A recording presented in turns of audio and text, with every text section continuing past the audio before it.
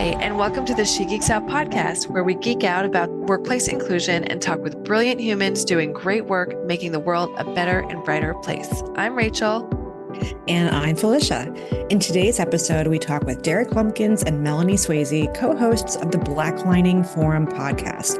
That podcast dives into redlining, the systemic and notorious practice in the home lending industry that's excluded generations of Black people from the housing market and which has devalued Black and Brown communities across the United States.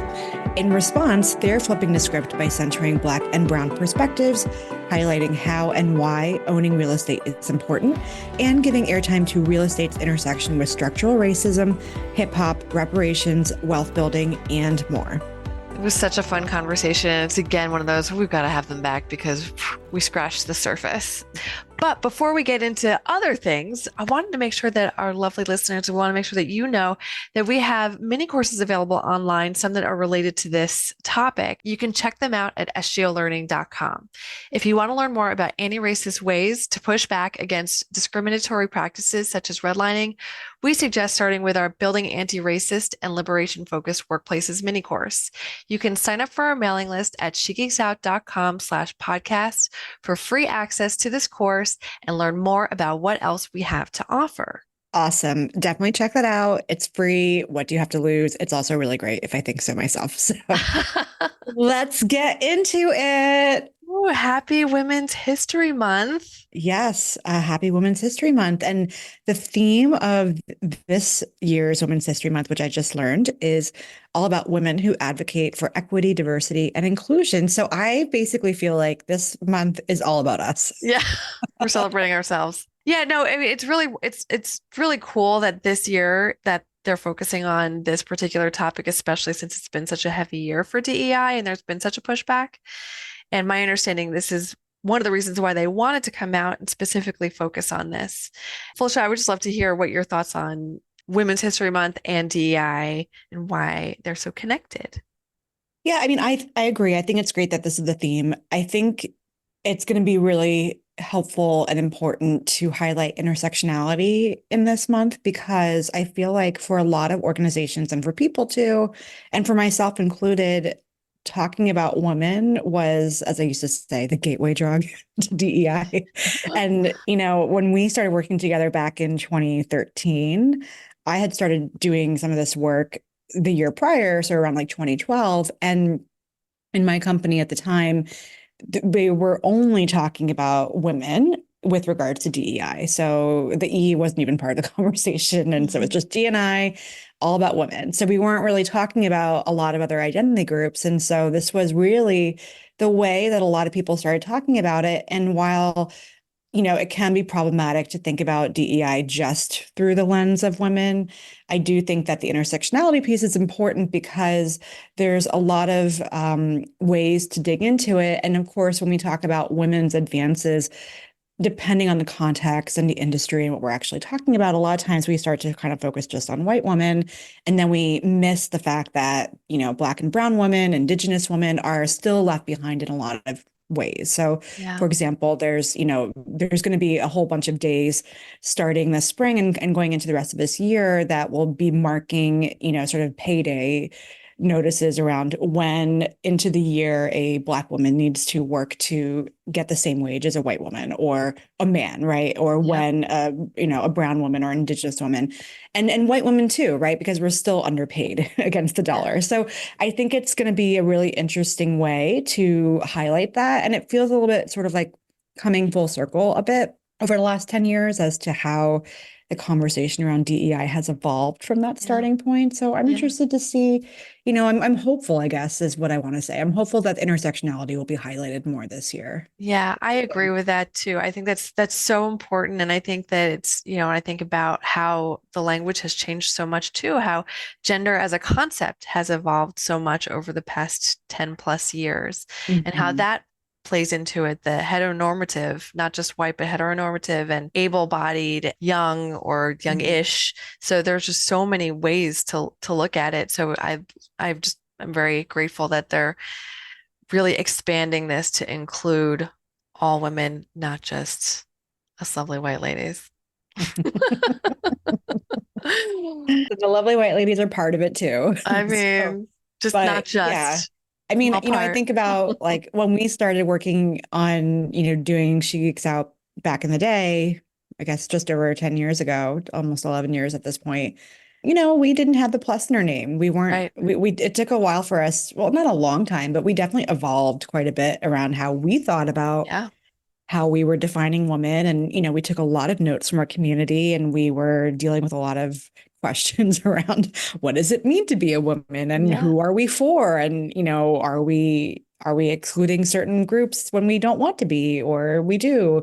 So I do think to your point, we're still in this day and age where we're, seeing that trans and non-binary folks are dying and being murdered and having laws passed against them. And, I'll just say again, well, not again, I don't know if I've said this in this podcast before, but I'll say it, trans women are women, and so we have to just continue to have this discussion. But I do think we've also evolved quite a bit, right? Agreed. Like we weren't using pronouns when we first started. It was not Right. a thing that we really talked about.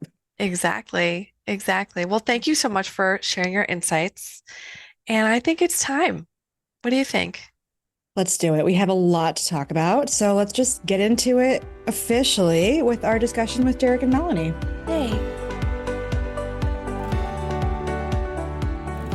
All right. Hi, Rachel. Hey, Felicia. And we have not one, but two guests today. So very exciting. Derek and Melony, welcome to the pod. Thanks for joining us. Thanks for having us. Yay. We're going to jump in because we got a lot to ask you about and a lot to talk about. Yeah. I was just telling Rachel before we started, I'm feeling so inspired because I was listening to some of your episodes on my lunch break. So I have even more questions percolating. But why don't we just start with who you both are, if you could tell us a little bit about each of you, and maybe even talk a little bit about your joint podcast as well, the Blacklining Forum. Sure. Melanie, why don't you go first?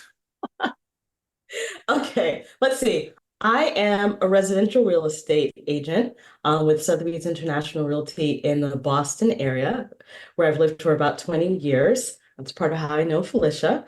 Derek and I are longtime friends. I suppose you could say business partners because I've been his realtor over the years. Derek is a long-time Boston resident, community communicator, mobilizer, thinker.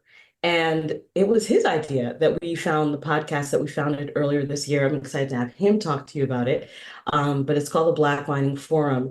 And broadly, we're engaging a conversation with thinkers of all walks of life, community activists, entrepreneurs, sort of civic innovators around questions of Black wealth, power, and land. And Derek, you take it from there. So your intro, you introed me in your intro. I don't know if you realized you did that. So I'm going to turn the tables a little bit. I was going to mention, I was like, so funny. Melony's like, hi, I'm Melony. And then also, let me tell you all about Derek. Right. I'd rather talk to you about Derek. Well, let me then No, introduce you, Melony. I'll introduce you. So I love I am Derek Lumpkins. I'm Derek Lumpkins, and I am a native Bostonian. So I've lived in Boston most of my life, although I am currently doing the digital nomad thing, and I'm in Barcelona, Spain. I've been here for a little bit. Melony and I first met back in 2010, when Melony was working at a newspaper as a reporter. And then we stayed in touch. So when Melony joined the real estate world, she helped me with buying my first house. I already had the condo, and you helped me buy the house. And then a multifamily after that. I was just about to say that, yes. And then you helped me buy the multifamily as well. And you helped me sell my house also, which got me to becoming a digital nomad. So I am a real estate investor. I'm also a consultant. I do diversity, equity, inclusion consulting, although I say that my business is equity and community engagement consulting, because I really do try to get people thinking about working in community versus working as a collection of individuals. And so, that's kind of how I think about a lot of things. So after Melony and I did the session for the How to Boston While Black Summit, and we had all these questions online, in person, and just elsewhere. People were stopping us. I said, hey, do you want to do this podcast? And Melony had her thoughts on that. We had to work through those thoughts, but then we decided to talk about it more, and then we eventually got to the podcast. I love this. And thank you both for introducing each other. That was chef's kiss. Beautiful. We should just do that all the time if we ever have two folks on. I also wanted to hear a little bit too. Derek, you also participated in YW Boston's Lead Boston program as well, which, yeah, I did a little internet stalking. Yes, you did. Yes, you really did. Or Felicia did. We both did. We both stalked you. It's a joint process. Yeah. Okay. I guess we're joint stalkers. All right. Anyway, I'll see. But would just love to hear about how that experience shaped maybe some of your thinking in getting more involved beyond sort of investing into really diving into this work. Into the work of consulting or Of into DEI, of community building, of understanding these sort of deeper issues around race and real estate. Sure. So as a native of Boston, I'm from the neighborhood of Roxbury.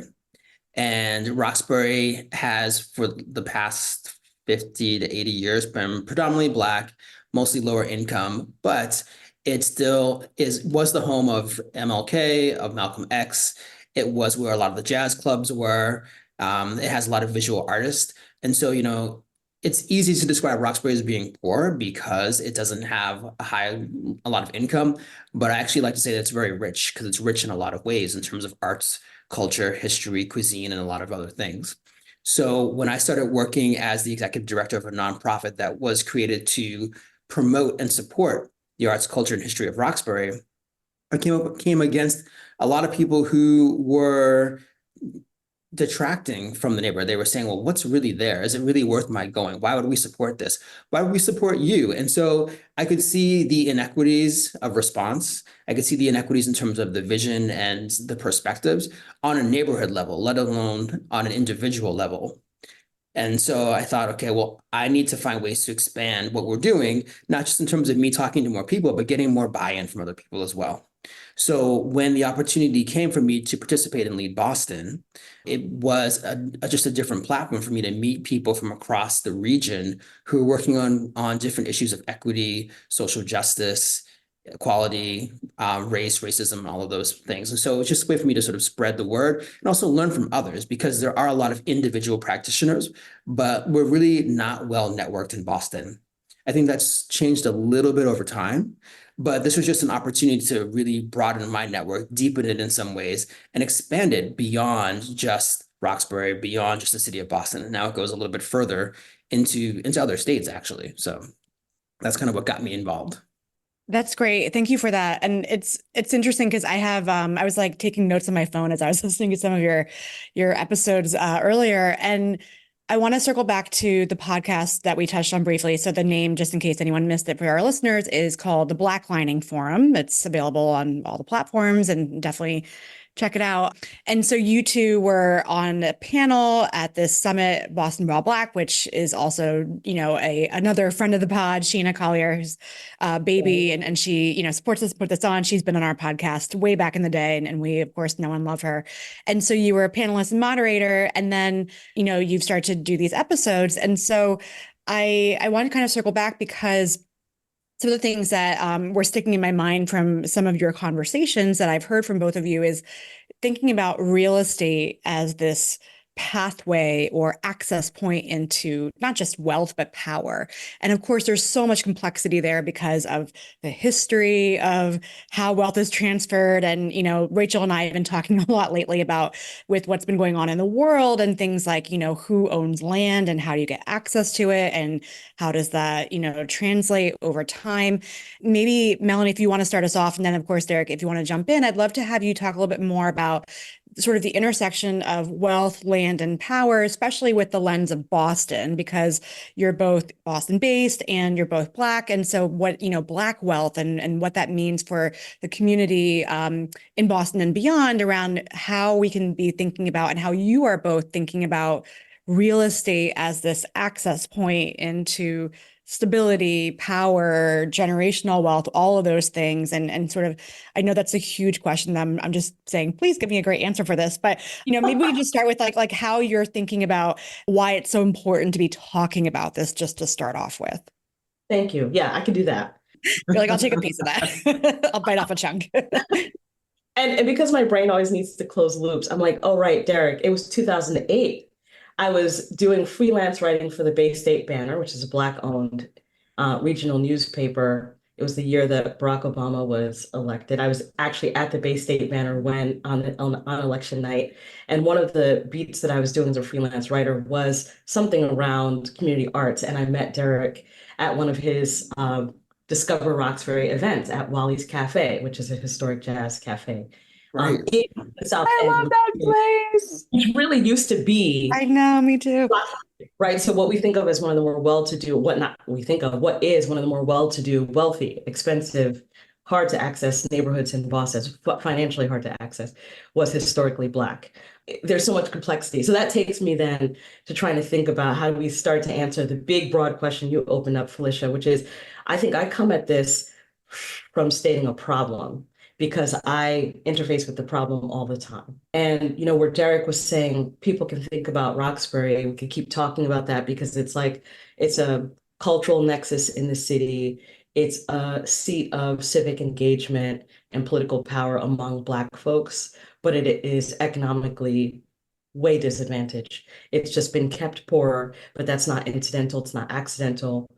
That's because of redlining. It's because people in that neighborhood could not get financing to do more than, well, to not acquire new homes, to not refurbish their homes, right? If you had a home that somehow your family acquired, you're holding on to it for dear life, and that's the best you could do, right? So there's high rental concentration, but not necessarily home ownership or the transfer of wealth where there's sort of an increase in family wealth. People can sell what they have and move out of the neighborhood, but they may not be able to buy elsewhere in Boston, or because of gentrification, may not be able to buy again in the same neighborhood that they just sold in, right? So that's the problem. I think part of what I've been interfacing more directly over the last several years as the Boston market has gotten tighter and tighter and more competitive and expensive and exclusive, right? And this well predated the pandemic,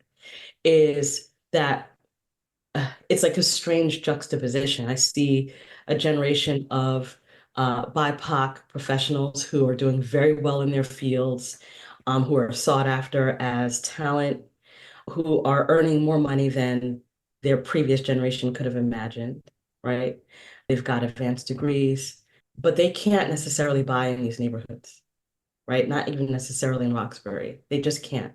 And it's not even that they may not earn enough, but it's that they don't have enough wealth to bring to the table to compete with other people who have wealth. And those people that they're competing with have wealth by dint of family money. And that family money is by dint of handing down resources from home equity, from owning homes for generations. That's white people. It's very clear, it's very plain. So even among a professional class who should be able to navigate these markets with some kind of ease, they just can't.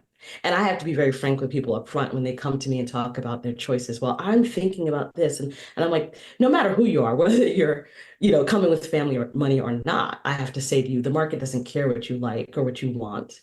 It comes down to constraints of how proximate you need to be to public transport and parks and whatnot, all the sort of community amenities that are exciting.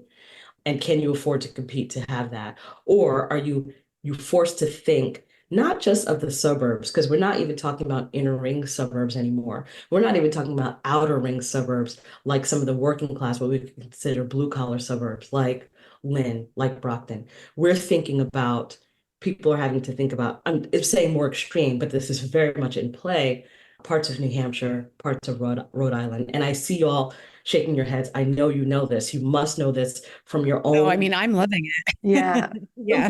We You're are. living. I figured I'd let you say that. And yeah, it's what's in the air. So if folks who have family resource are that constrained, imagine folks who have been systematically shut out from their families being able to build wealth. So it's frankly enraging, and we're trying to name it and name what would it be to subvert that, and what would it be for us to like empower BIPOC professionals, especially of this certain generation, to know that in a very plain way, like see it for what it is, and start deliberately making choices that can help upend that for them and their families. Like we need to name the thing so people understand it enough to take it seriously and start taking steps to reverse it for themselves and the people around them. So that's why we're trying to have these conversations. The implications are big and broad, because there is an out-migration right now. There's lots of data on it. The Boston Foundation is focusing on it. They're trying to figure out how to close the racial wealth gap specifically by focusing on housing, right? This is a regional issue. It's a state issue. It's a brain drain issue. It is a major economic issue that Black folks are getting priced out of these communities. Derek, did you want to add? Go ahead. Yeah, I'm trying to think of how to answer the question because Melony answered it very eloquently, but I tend to think in terms of snapshots. And so I remember maybe about 20 years ago, I was on a bus and it was a very empty bus, but I overheard these two women, older women talking about the changes in the neighborhood. And they said, oh, here come all these developers. We're going to have to move out. And this was 20 years ago. And it was just before the Rock the Vote campaign started. And around the time Rock the Vote came out, Buy the Hood, that slogan also came out. And so I was kind of like, buy the hood. What could that potentially mean? And so that kind of got me thinking about, well, what can I buy? Because I moved back to Roxbury and I could see a lot of the changes that were happening in terms of development, in terms of displacement, in terms of gentrification, the demographic shifts. And I'm like, things are moving, things were in play, things were in flux. And I was like, there must be opportunities because I can't buy, as Melony was saying, I was living in JP at one point. I was like, I can't buy here. I can't buy in East Boston. I can't buy in certain places.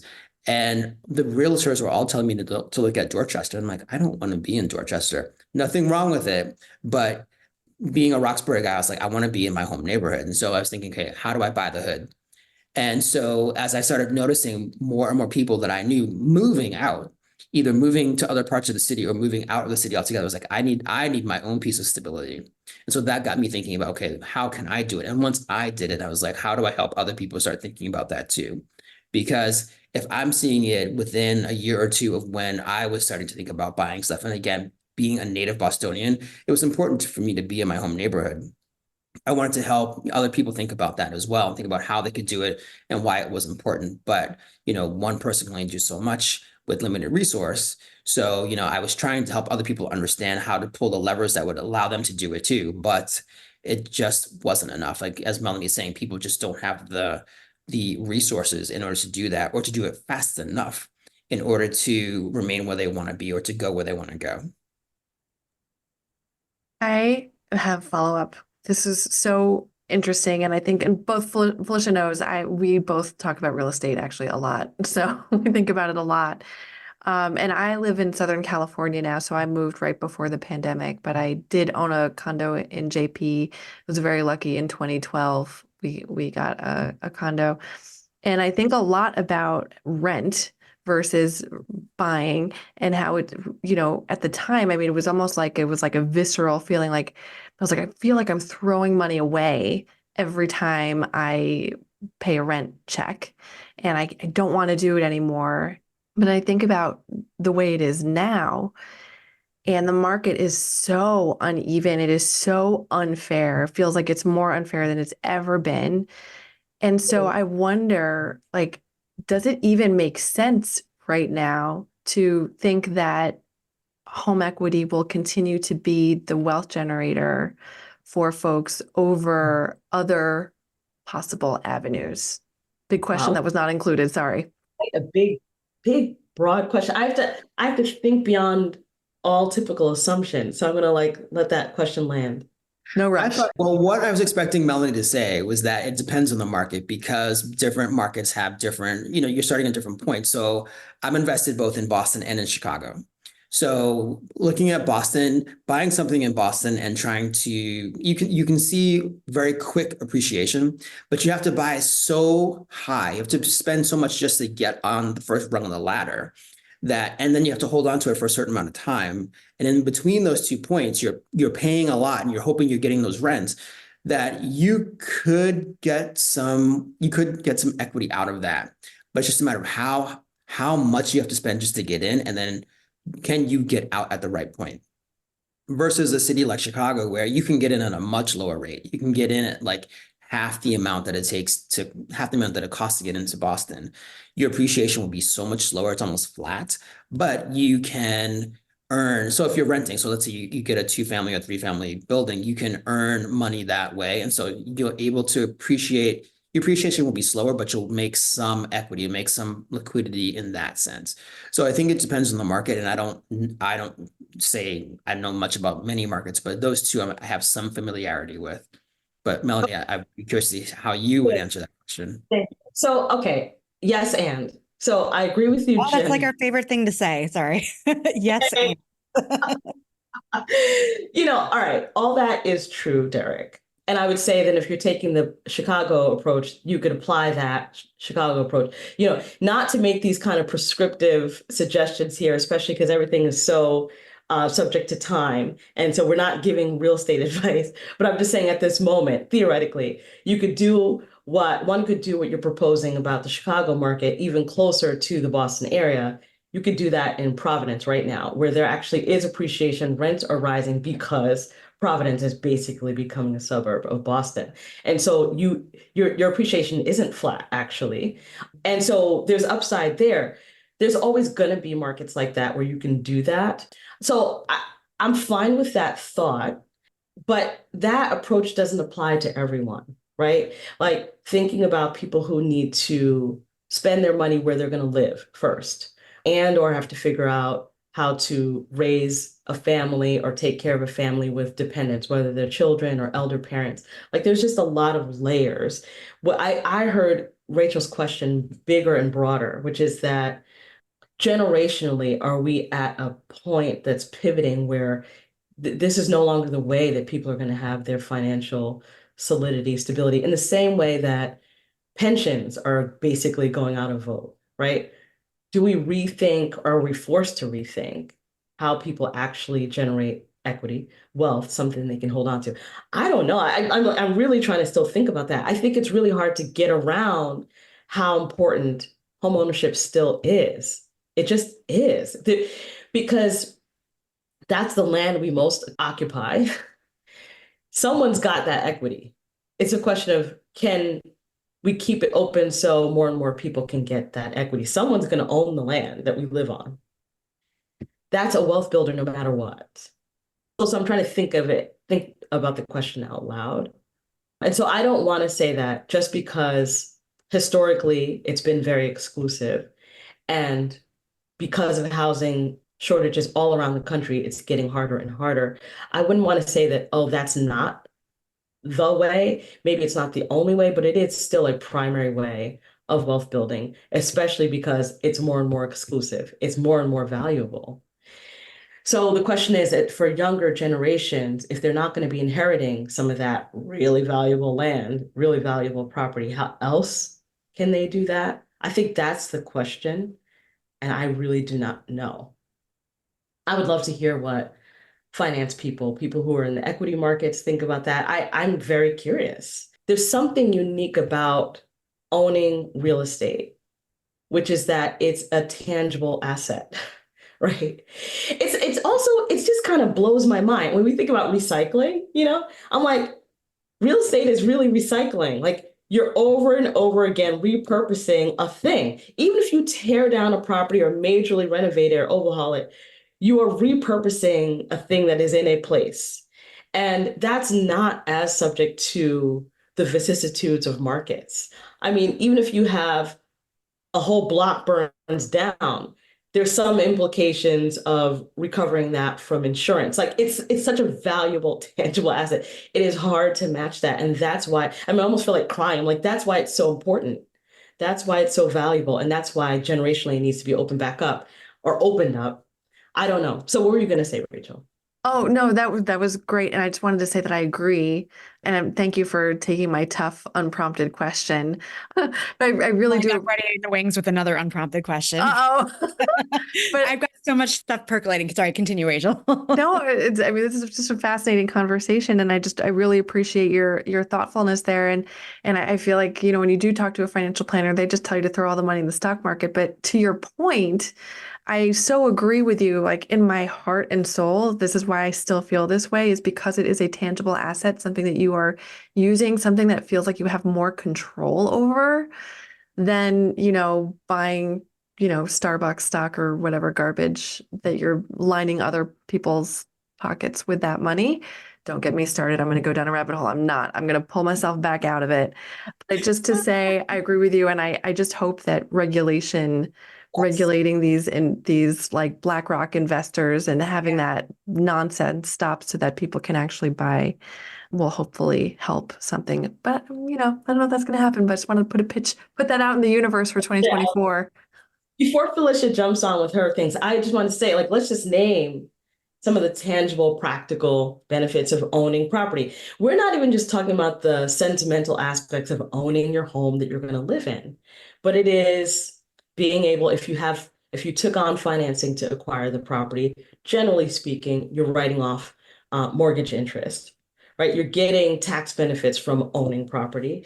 If you own property that you're renting out, not only are you being able to take off various deductions, you're able to depreciate the property from a tax perspective, right? So you're able to write off rental expenses.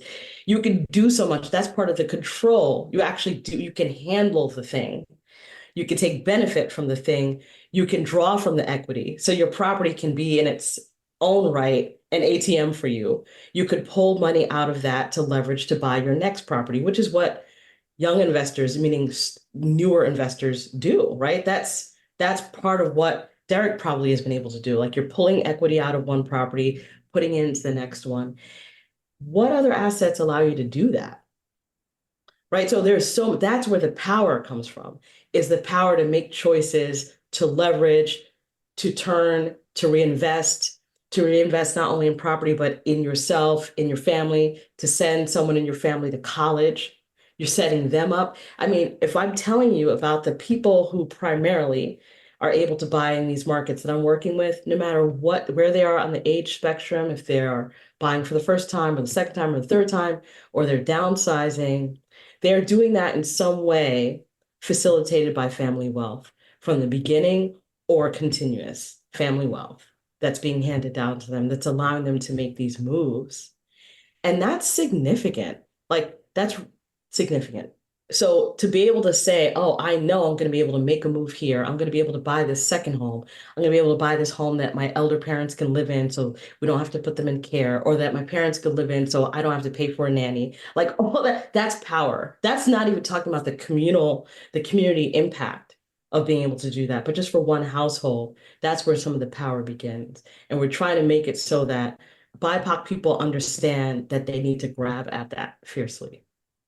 I feel like I want to go in 10 different directions. So I'm going to just drop and plant a couple seeds, but I have a question that I want to definitely go down in a pathway with you both. So the seeds I want to just plant really quickly first to respond to what you've both been chatting about, all four of us actually, is I think a few of you alluded to this already, is the fact that a lot of people are coming into the market nowadays and they're not actually people, they are investment firms.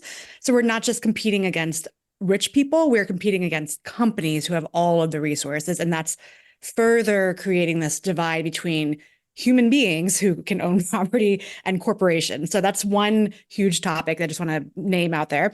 And then the second thing is something that I've been seeing a lot of on TikTok, especially, where there's this discussion of, as especially the millennial generation is aging and their parents are aging, a lot of people are talking about this potential transfer of wealth where, Yes. we've all been told, oh, the boomers will die, we'll inherit all this money, we'll finally get money, millennials won't have to, choose between avocado toast and whatever. But nursing homes are entering the chat basically, and they're like, hello, we would like all of this money. And so how that dynamic is going to play out. So those are just the two seeds I want to plant. I'm happy to come back to that. But the thing I wanted to get into with you both, I told you I had a lot percolating up here, is the investment piece of it. And we've all sort of touched on it at various points. And I know we've all had experience at various points. And when I mentioned earlier that I'm sort of like living what you were describing, Melony, so during the pandemic, I ended up moving out to Western Massachusetts and I bought a duplex. So I am now both a first-time home buyer and a first-time landlord. So I have an investment property and my own property. I have been really just thinking so much about my power and my privilege and my place in all of this discussion on a very personal level, because, and this is where I would love to hear your thoughts from both of you on this, is because I feel really responsible for both being part of a wave of gentrification that's coming into my little town where money is coming in, and it's definitely changing the dynamics. It's changing the demographics. My neighborhood is the poorest neighborhood in my city. And, there are Spanish speaking people who are having to move out. There are Black and brown people who are having to move out. And, while I consider myself a brown person, my husband's very white and we have more money than a lot of people. Our house is the most expensive house at the time when we bought it. And we have tenants. And I've really struggled with just even how much do I charge rent, right? Because if I charged quote unquote market rate, they wouldn't be able to stay there. But I also feel a real commitment and a real obligation to supporting the neighborhood that I have chosen to make my home in. And so I know that, I'm not charging market rent, but then there's always this dilemma of like, it's my investment property. So how do I maximize my investment as a business person, but also how do I handle being somebody who is in this place of real true privilege, right? So I'm curious with both of you, your thoughts around that, because I know this is probably something that you both had to think about as well, or sort of how that's come up for you. So I'll stop talking now, but that's my question. So I think the equivalent for me is when I buy in Chicago, when I have bought in Chicago, because I was buying multifamilies there where there were tenants who are already in the units. In Boston, I've been more or less lucky to buy a multifamily that was vacant. So I didn't have that concern as much. But in Chicago, I was like, okay, I want to buy. And so generally when I buy in Chicago, when I buy anywhere, I try to buy in sort of a middle tier neighborhood. So not one that has a whole lot of wealth, a whole lot of like luxury units, and not one that is still like trying to recover from some of the things that happened over the past couple of generations. I want to buy in a place where I'm trying to catch people as they're moving from the lower income neighborhoods up to sort of like a middle class neighborhood to give them like a nicer place. Because I want to invest in my places. I want them to be nice. And I want people who are rising up the economic ladder to have a nice place to move into. But conversely, if the economy were to sort of decline, those folks who are moving from the more wealthy neighborhoods, I want to make sure that I catch them on the way down too. So I try to buy those middle neighborhoods. So in terms of buying those neighborhoods, especially places where people are already living, where I already have tenants, I try to negotiate with the seller to a point where I know the rents are going to have to go up because they're selling. And so just the fact that they're selling and they're selling at a higher point that they bought at, that I will have to try to make the rents work before those leases expire. And for the most part, I've been able to make that happen. So I consciously go in thinking I don't want to evict any tenants. If they've been there for 6 months or they've been there for 6 years, I want to make sure that they still have the choice to stay in their homes. I may go up $50. I may go up $100. It's not a significant amount, but I do have to make the numbers work, or else there's no point in me even going in the first place. So it is a very delicate balancing act, both in terms of the commitment to community, but also making the numbers work. I have just been in a very fortunate position where I have been able to make the numbers work. But I also tell my realtor in Chicago, like, I want to buy a building where I don't have to evict people. And I have found sellers who want to sell to a buyer who doesn't want to push the tenants out. So everybody has been dancing this dance that has been able to make it work, at least in my situations. And so I've just been very fortunate in that sense. Yeah. And just to jump in super quick before we hear from you, Melony, I think that was part of the factor with us, because we told the sellers that we did not want the existing tenants to be kicked out. And, and I feel very grateful that I'm able to give that stability to them. And that's also been a concern where we have raised a little bit and they have come to us and are like, we want to buy something too, but we have, student loans and, we can't afford. And so if you keep, like, how much will you keep raising it, basically? So it is definitely, I appreciate that balancing act. But Melanie, would love to hear your thoughts as well, too. Yeah, I mean, delicate is a really good word because there's so much responsibility and complexity that comes with it. I'll start by saying that a two-family is not necessarily an income generator, right? The rent that comes in from the second unit, if you're going to occupy that two-family as your primary home, the rent that's coming in from the rental unit is going to offset your expenses, but it's not necessarily going to bring you cash flow. Okay, so you're already not functioning quite like an investor who's going after maximum cash flow. You want to figure out how to have good relations with your neighbor, bring in enough money to help sustainably support owning this property and tending to it, maintaining it over time. I think it gets more complicated when there are enough units that you actually have cash flow and you have to figure out you've paid a certain amount, like Derek was saying, to acquire this property. You need it to not only cover expenses, but to actually make you money. And how cheaply are you getting it? What neighborhood are you getting it in? One of the ironies that I think is hard for people to think about when they're a landlord who has this mindset is that it benefits you and it frankly very much benefits your tenant to have their rent, even if it's going to be below market rent, have it be aware, everyone's aware that it's a below market rent is important, honestly, and that rent still increase every year, that it's almost like hygiene, that they understand the rent is going up, even if it's in tiny increments. The reason is if a tenant who's been in a lower priced rental situation has been there for 12 years, 15 years, seen situations where people have been renting for 20 years, and now it's time for the landlord to sell the building. They're used to paying such below market rent. They have no idea what they're facing out there. And then they are seriously in displacement range. Like they don't know where to go. So it's complicated. I've had a situation where a client of mine purposefully kept the rent way below market in a very sought after community location for a long time. And everyone understood they were below market rents, and she barely raised the rent ever. But I think there was this mindset of like, oh, well, when I'm ready to move on, I'll just move on from this building. And we went to sell that building recently. And one of the tenants who was paying like, you almost could not imagine, you could not wrap your mind around how little rent they were paying, honestly. We're like, we don't want to be displaced, and made it very complicated and interrupted a sale because they said they weren't going to move. And so, no, did this landlord who had been charging below market rents purposely for 20 years think that she would ever be in a situation where she's being accused of displacing tenants? No, she didn't think that.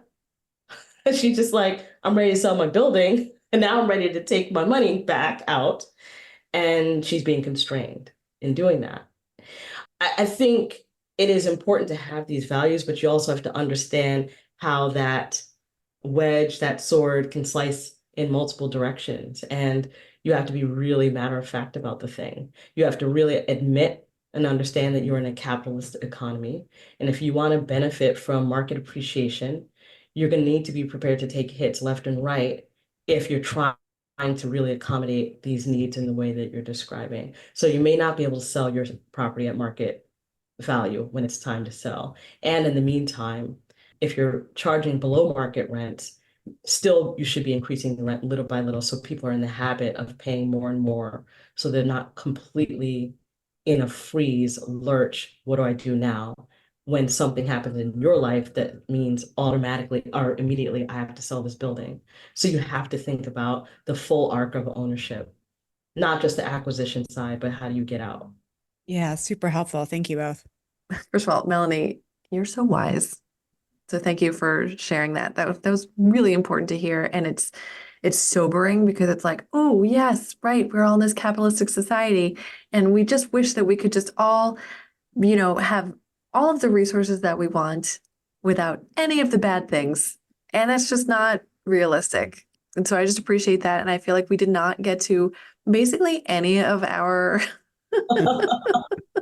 questions that we were going to ask about redlining and all. we touched upon it, but I think we could literally have another conversation about sort of particularly around the history of Boston in particular with so much segregation in the city.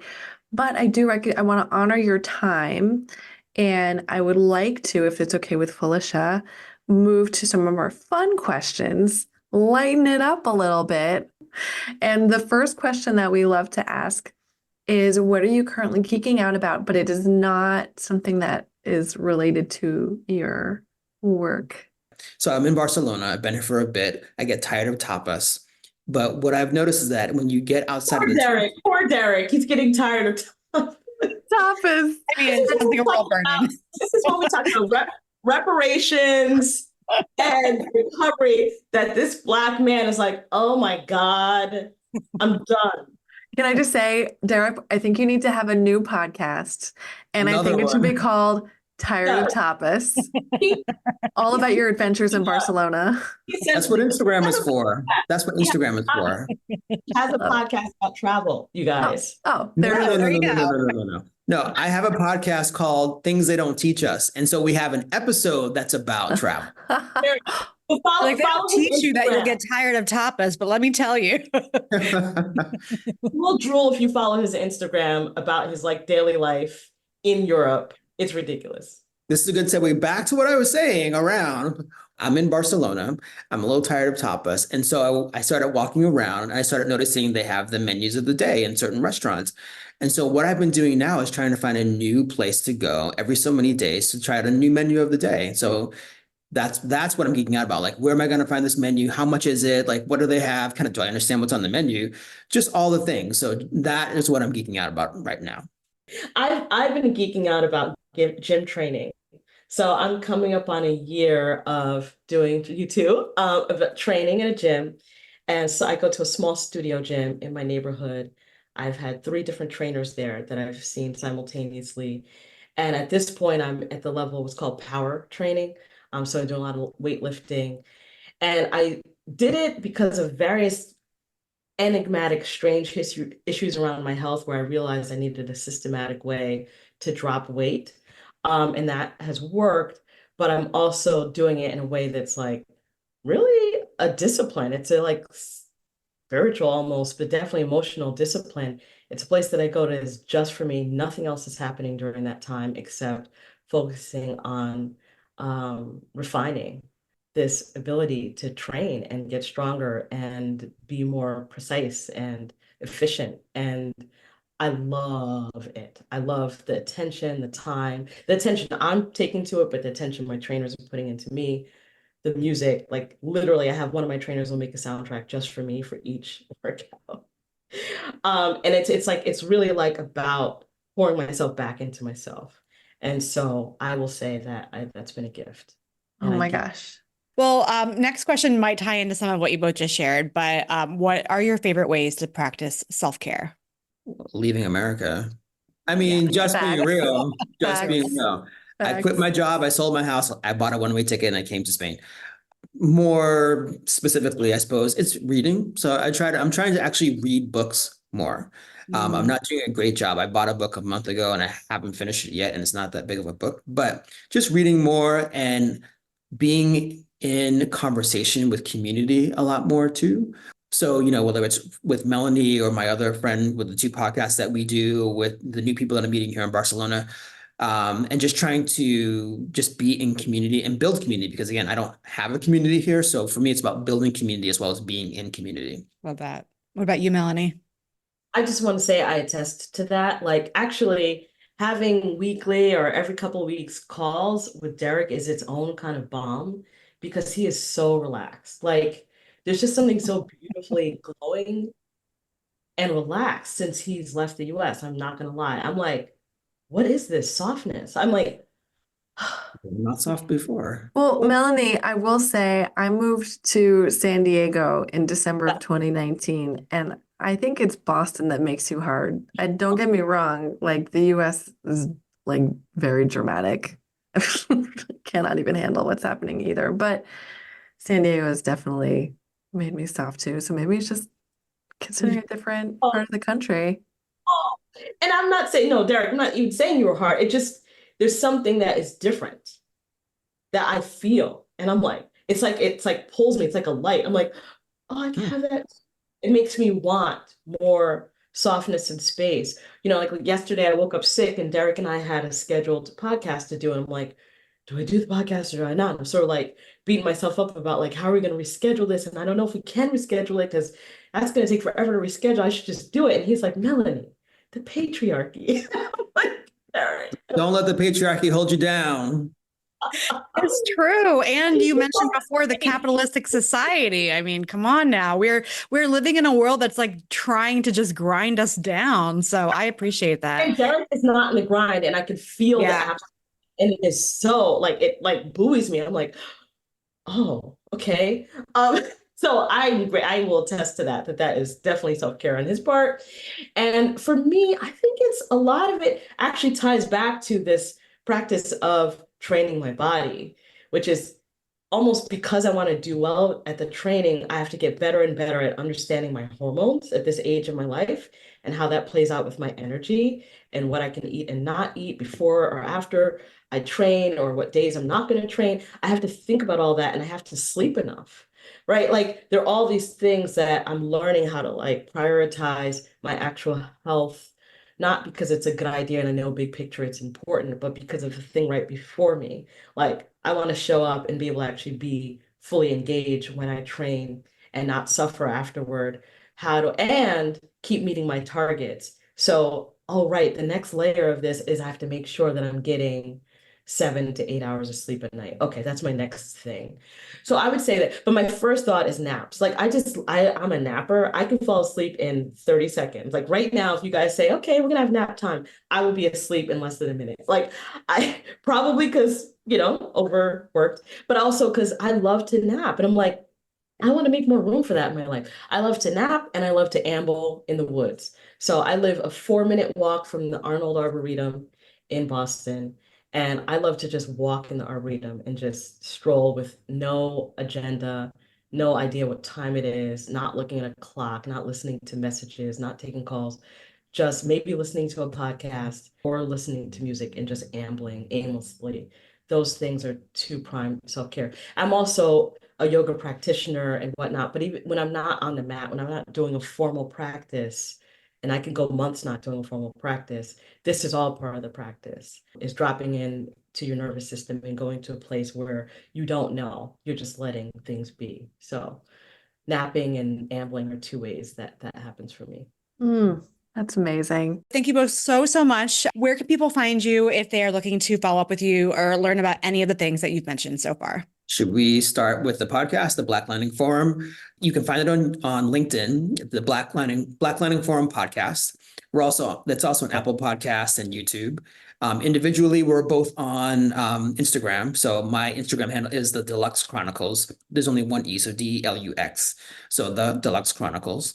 My personal handle is Melony, MELONY .Swasey, SWASEY. That's my personal handle. My business handle is Good Boston Living.